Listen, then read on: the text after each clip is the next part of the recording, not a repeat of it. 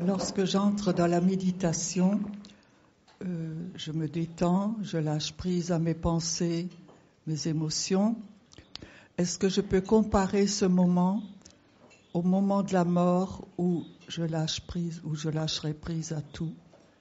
Si vous êtes préparé, comme vous vous préparez à travers la méditation par exemple, oui. Sinon, à ce moment-là, tout ce à quoi vous êtes attaché, trop attaché, tout ça va se manifester. Vos angoisses, vos peurs habituelles vont ressurgir. Ça va être ça. Donc, tout est toujours une question de préparation. Tout est une question d'entraînement. C'est comme pour tout dans la vie. Il faut s'entraîner pour être performant. Et après, il y a encore soit des événements heureux qui vous aident, même quand vous êtes dans une situation difficile, ou bien, soudain, il arrive un événement, un accident ou quelque chose comme ça, qui n'était pas prévu et qui perturbe tout ce que vous aviez prévu. Donc, toutes ces choses sont toujours possibles. Mais celui qui est bien préparé est prêt à regarder et à participer à tout ce qui va arriver. Celui qui n'est pas préparé, celui qui a toujours quelque chose à contredire, celui qui a toujours quelque chose à râler, celui qui a toujours quelque chose qui lui déplaît, celui-là, il va être très, très mal. On peut comprendre que les gens craignent la mort à cause de ça, parce que leur mort va être comme a été leur vie. Et c'est ça ce qui est très difficile. Sauf si, parfois même au cours des dernières années de sa vie, même si au cours des dernières années de sa vie, on a transformé sa façon d'aborder la vie, où on a commencé à se libérer un peu de ses angoisses ou de ses peurs, de tous ces attachements trop importants, choses matérielles. Et si on a commencé à se détacher à ce moment-là, même si c'est vers la fin de sa vie, je ne vous dis pas que vous êtes à la fin de votre vie, bien que vous soyez très avancé, mais demain, la fin de la vie, ça peut être pour n'importe lequel d'entre nous. Oui. Parfois, des maladies graves ou des accidents arrivent comme ça. Du jour au lendemain, soudain, on se rend compte, tiens, c'est la fin, ou c'est tout proche. Ou bien tous les projets qu'on avait, c'est fini. Donc c'est pour tout le monde, c'est pas seulement pour quelqu'un qui, comme vous, a combien 90 non Combien autour de 80, oui. Donc ça peut arriver très vite et il vaut mieux être préparé. Et qu'on soit jeune ou qu'on soit plus vieux, il vaut mieux se préparer un peu. Et comment est-ce qu'on se prépare au mieux? C'est en vivant bien sa vie. C'est-à-dire, si vous êtes dans une bonne situation, et au moins matériellement votre situation est suffisamment bonne, donc vous devez en profiter et faire profiter les autres de votre situation. Aider les autres, être accueillante et bienveillante, parfois dans le service. Et à ce moment-là, vous préparez bien ce moment-là. Si vous travaillez à vous libérer de la peur, de l'angoisse, de la dépression, de la tristesse, de la colère, de tout ça. Si vous vous libérez petit à petit de ça, vous êtes bien préparé. Mais il faut bien vivre sa vie quand même. Ceux qui rejettent la vie vont rejeter la mort aussi. Et à ce moment-là, dans la mort, on est entraîné dans des régions où on ne voudrait pas aller. Et à ce moment-là, on peut tout à fait arrêter de craindre la mort. La mort est juste un événement, comme beaucoup d'autres, comme quand on prend le train ou quand on prend l'avion, pas plus que ça. Un peu plus. Dans le prochain stage, je vous expliquerai tous ces phénomènes, mais c'est tout proche de ça. C'est ça le problème de la plupart des gens. C'est qu'ils veulent bien parfois croire un peu en l'esprit. Un peu comme ça, juste un peu. Quand ça les arrange.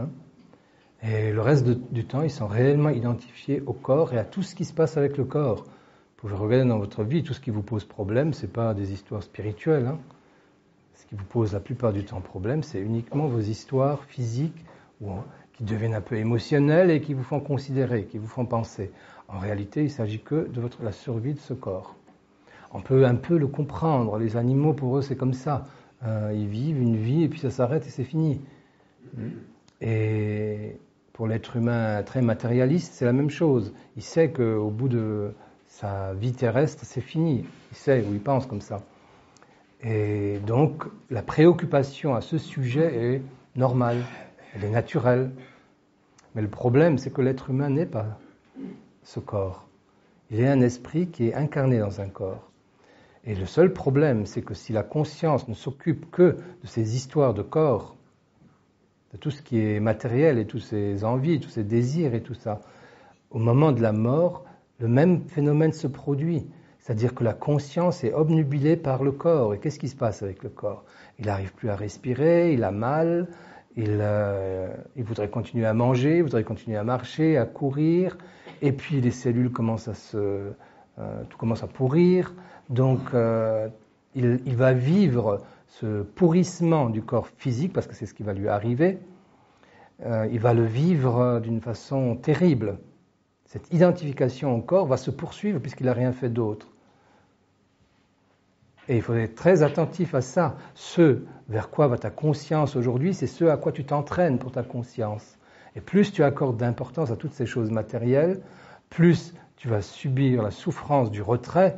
On va prendre tout ce qui t'appartient, tes beaux habits, ta belle maison, tout ce que tu possèdes, tout va être retiré. Les personnes autour de toi vont disparaître dans une espèce de désert comme ça, où tu vas te retrouver seul avec ce pourquoi tu t'es le plus engagé, ce pourquoi tu t'es le plus intéressé, c'est-à-dire ton corps et ta survie et tes petits plaisirs et tes envies et tes désirs. Et c'est ça qui va rester. Et tu vas assister avec ta conscience douloureuse à cette dégradation, bien pire que dans la maladie ou parfois dans la vieillesse. Vous savez bien, on ne sautit plus comme quand on avait 20 ans. Eh bien, cette dégradation, tu vas y assister en première ligne, tu vas y être complètement. Et si tu n'as pas appris à prendre de la distance, à être désidentifié par rapport à ça, imagine ce que ça va être. Les pires films d'horreur ne correspondent pas à ça. C'est pas aussi terrible que ça. Et à nouveau, on comprend pourquoi, de tout temps, les êtres humains ont eu peur de la mort à cause de ça. Sauf ceux qui ont réussi, parce qu'ils suivaient un chemin ou parce qu'ils avaient une foi qui les menait au-delà, qui ont réussi cette désidentification. Mais elle n'est pas une idée, cette désidentification. Ça doit être une réalité. Parce qu'il y a beaucoup de gens qui disent, oui, bon, moi, au moment de la mort, je vais me désidentifier, je me tourne vers les gens qui croient comme vous en Dieu, ou des histoires comme ça. On dit, je vais regarder Dieu, ou les anges, ou les diables. Et donc, ils disent ça, mais c'est impossible de faire ça. C'est comme si aujourd'hui, vous disiez, oui, je vais rester conscient. Je vais rester conscient. Vous avez déjà remarqué, vous pouvez calculer combien de temps vous arrivez à rester conscient. Dans la mort, c'est la même chose. Si tu as juste une pensée, si tu n'as pas un entraînement à ce détachement, à cette libération de la peur, ou de ta dépression, ou de tes colères, si tu n'as pas un entraînement, c'est ça qui va se passer. Si tu n'as pas un entraînement à être un peu plus détaché de toi sur le fauteuil du dentiste, si tu n'as pas une prise de distance par rapport au corps physique, même si tu veux le faire, tu n'y arriveras pas parce que tu t'es pas entraîné. La désidentification, la distance par rapport à tout ce qui est donc corps physique et matériel est d'une importance primordiale. C'est pour ça qu'on ne peut pas assez le répéter. Sinon, si vous voyez la plupart des mourants, c'est ce que vous voyez quand ils sont en train de mourir ou quand ils viennent de mourir, ce n'est rien à côté de ce qui va venir. S'il n'y a pas quelqu'un pour les aider. C'est pour ça que la présence quand même d'autres autour des mourants est tellement importante, qui leur rappelle constamment qu'il y a une autre dimension, que leur chemin est un autre chemin maintenant, qui leur permettent de se détacher, pas qu'ils les pleurent, qui leur permettent de se détacher. C'est très important aussi parce que, et nous verrons ça, on peut jouer un rôle très important pour libérer les gens de cette souffrance-là aussi.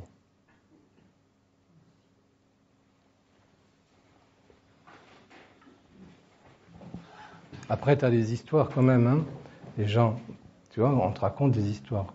Les gens qui reviennent de la mort, là, qui ont fait une expérience, comment on appelle ça ? Oui, proche de la mort. C'est seulement juste proche de la mort, parce que c'est jamais dans la mort. Le processus par exemple, de dégradation des cellules du cerveau et des cellules n'a pas commencé encore, quand ils peuvent revenir. Et donc, eux, ils vivent d'autres phénomènes, qui sont des phénomènes, on peut appeler ça des phénomènes électriques du cerveau. C'est pour ça qu'ils parlent de lumière ou de choses de ce type-là. Mais ça n'a rien à voir avec la réalité. Vous voyez, il suffit de savoir qu'on va mourir. La plupart des gens vivent comme s'ils n'allaient pas mourir. Et savoir qu'on va mourir, c'est se préparer un peu. En sachant que la meilleure préparation, à nouveau, c'est apprendre à maîtriser un peu ces émotions négatives, ces peurs, tout ça. Et apprendre à être conscient. De façon à être plutôt l'observateur que celui qui subit ce qui est en train de se passer. Et ça, c'est une partie de la préparation. Et l'autre partie de la préparation, c'est de bien vivre. Mais bien vivre, c'est quoi? C'est à nouveau être présent à ce qu'on vit. À prendre plaisir au thé ou à la vodka qu'on boit. Ils vont finir par le croire. Hein.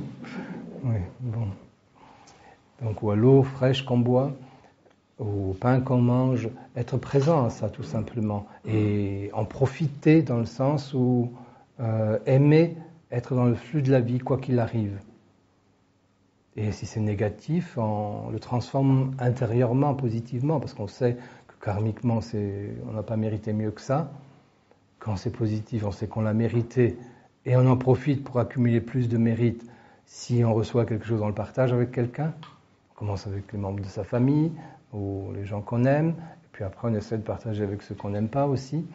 Et si on est dans cette dynamique-là, de pouvoir transformer ce qui nous arrive de négatif en chose positive et de pouvoir rajouter quelque chose de bon à ce qui nous arrive de bon, à ce moment-là, on est dans la meilleure des préparations. Voilà. Et donc, c'est une façon de vivre. Et on oublie qu'on attend la mort. On n'attend plus. On vit réellement sa vie. Et mieux on la vit, dans l'esprit de ce que je viens de dire, moins on a de problème avec la mort après. Et il ne faut jamais oublier une chose. Les gens pensent que la mort, c'est un moment clinique comme ça, que repère la médecine, par exemple. Et c'est faux.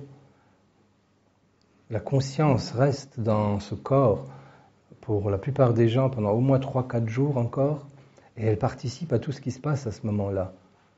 Qu'on laisse reposer le corps, ou qu'on le brûle tout de suite, ou qu'on l'enterre, la conscience participe à ça.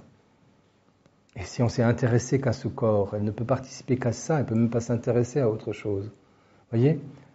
C'est pour ça que le détachement par rapport du corps, ou cette pratique de ce détachement par rapport au corps, parfois, est tellement importante.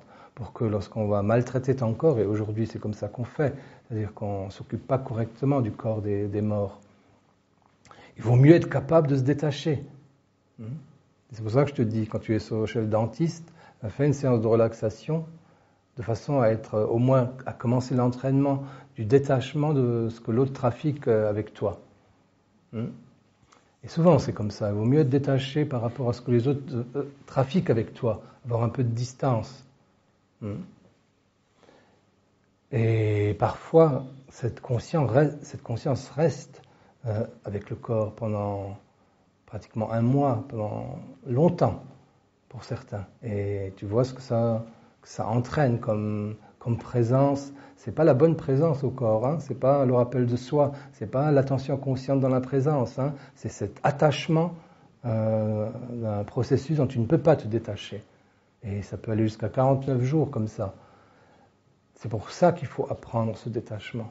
Et en même temps, ces autres pratiques. Dans la tradition soufie, on dit que l'être humain est un voyageur. Donc il voyage à travers des corps. Un voyage, c'est cette vie-ci. Et puis après, il y aura le voyage entre la mort et la nouvelle naissance. C'est aussi un voyage. Et il y aura un nouveau voyage, la nouvelle vie. Et l'esprit fait des voyages. Et les voyages qui vont venir sont la conséquence des voyages précédents. Si je dis je suis un esprit, je suis automatiquement dans les qualités de l'esprit, c'est-à-dire que... si tu dis ça. Non, si tu les pratiques. Si je les pratique. Oui. Parce que les mots ne peuvent pas être vides. Il faut les pratiquer. D'abord, il faut que je me le dise. Oui. Je vais être ça. Oui. Je décide. Pose l'intention de te reconnaître toi-même. C'est plutôt comme ça.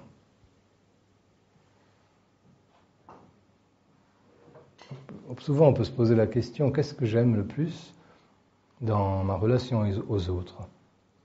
Qu'est-ce que j'aime le plus? Qu'est-ce que j'aime le plus qu'il soit pour moi ou qu'il fasse pour moi? Oui, il faut se dire ça.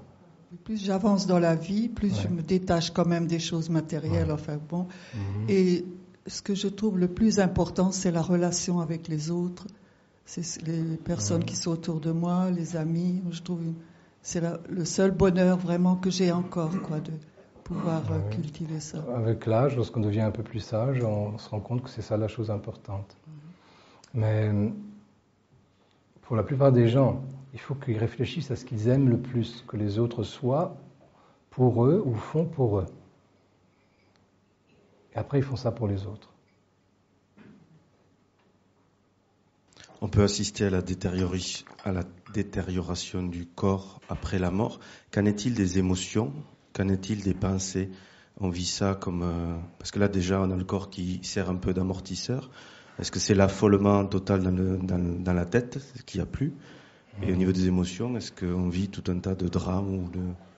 Oui, mais il n'y a plus, justement, il n'y a plus le corps pour... Le corps, on est fixé sur sa dégradation et il n'est plus là pour être le tampon. Et il y a un moment où il y a cette dégradation du corps et ensuite il y a un moment où il y a toutes les émotions auxquelles on était attaché et qu'on a fait vivre aux autres qui reviennent vers nous. Ils peuplent notre esprit. Nous sommes ça. Vous êtes aujourd'hui, qu'est-ce que vous êtes? Vous êtes les pensées que vous cultivez, vous êtes les émotions que vous avez et tout ça pour l'instant c'est lié à ce corps. Donc il y a la première étape qui est la dégradation du corps et il y a une autre étape où une fois que c'est suffisamment dégradé, il y a l'étape où toutes vos émotions, vos types de pensées, et vous n'aurez plus que ça. Vous serez ça, parce que votre conscience, c'est pas seulement attaché à ce qui s'est passé votre corps, pour votre corps, bien que la plupart de ces pensées, de ces émotions tournaient quand même autour de ce que vous vouliez pour ce corps. Il faut bien être conscient de ça. C'est pour ça que c'est tellement important. Et votre conscience, elle est remplie de ça. Vous ne serez pas meilleur à votre mort, hein. Vous serez même dans un état qui risque d'être pire. C'est pour ça qu'il est tellement important de cultiver. Oui, il y a quand même des gens que vous aimez. Ben, aimez-les, quoi. Cultivez votre amour pour ces gens. Il y a des gens pour qui vous avez de l'affection ou de l'amitié. Faites-le. Veillez à ce que votre conscience soit occupée à ça, à être bon déjà avec les gens que vous aimez, ensuite avec ceux que vous aimez moins, soyez-le aussi. Mais commencez par là, cultivez vos amours, cultivez vos amitiés, cultivez la sérénité, cultivez l'enthousiasme pour les choses ou la joie, cultivez ça, que votre conscience soit pleine de ça. Non seulement, vous voyez, ça vous rend la vie tellement plus belle, mais en même temps, ça vous prépare à la mort, parce que votre conscience sera emplie de ce que vous cultivez aujourd'hui et de ce que vous faites. Bon, il y a toujours les trois aspects, hein. Il y a la pensée, l'émotion et la parole, et les actes. Tous ces aspects se manifestent à tour de rôle. C'est la raison pour laquelle commencer par penser de façon juste. C'est tellement important, oui, de comprendre ça. De quoi nourrissez-vous votre conscience? De quoi vous la remplissez tout le temps? C'est vous. Vous voulez que ça se passe mieux? Changez votre façon de penser et le type de vos pensées. Intéressez-vous à des choses qui sont belles, bonnes, vraies. Recherchez ça. Et vos émotions vont suivre après. Et ensuite, mettez vos actes en conformité avec cette nouvelle façon de penser ou cette autre façon de penser et de ressentir.